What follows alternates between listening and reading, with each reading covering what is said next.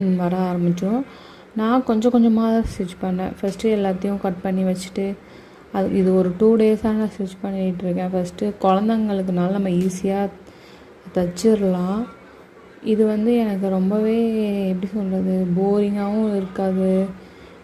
கொஞ்சம் கொஞ்சமாக நம்ம வீட்டில் சும்மா ஃபஸ்ட் பேபியும் ஸ்கூல் போயிடுவாங்க, வீட்டில் ஹஸ்பண்டும் ஒர்க் போயிடுவாங்க, நம்ம சும்மா தான் இருப்போம். எவ்வளோ நேரம் நம்ம மொபைலே பார்த்துட்டு இருக்க முடியும், இல்லை வேறு என்ன வேலை பார்க்க முடியும்? அதனால் நான் சரி ஓகே கொஞ்சம் கொஞ்சமாக ஸ்டிச் பண்ணலான்னு சொல்லிட்டு, இது பவர் மிஷின் தான், அதனால் நமக்கு அவ்வளோவா நமக்கு எதுலேயும் பேபிக்கு எந்த அஃபெக்டும் ஆகாது, நம்ம வயிற்றில் உள்ள பேபிக்கு எதுவும் ஆகாது.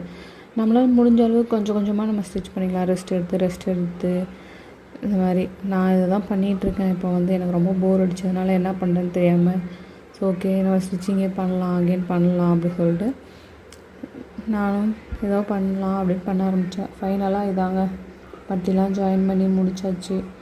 முடிச்சு இப்படி தான் வந்தது. அதுக்கப்புறம் ஓகே நம்ம இது ராய் சீட் நிறையா இருந்துச்சு. அதனால் அதை என்ன பண்ணலாம், முளைக்கட்டி 2 டேஸ் வச்சு ஓகே அரைச்சி அதை நம்ம ஏதாவது யூஸ்ஃபுல்லாக கொழுக்கட்டை அந்த மாதிரி கூழு மாதிரி கம்பு இது மிக்ஸ் பண்ணி கூழு மாதிரி பண்ணலாம் அப்படின்னு சொல்லிட்டு இதை நல்லா காய வச்சு, இப்போ மழை பெய்கிறதுனால எங்கே மேலெலாம் வைக்க முடியாது, அதனால் வீட்டுக்குள்ளேயே வச்சு காய வச்சுட்ருக்கேன்.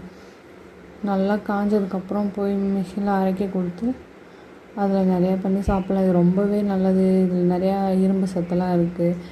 அதனால் நான் இதை ரெடி பண்ணலான்னு வச்சுருக்கேன். கைஸ் பாய், நெக்ஸ்ட் வீடியோவில்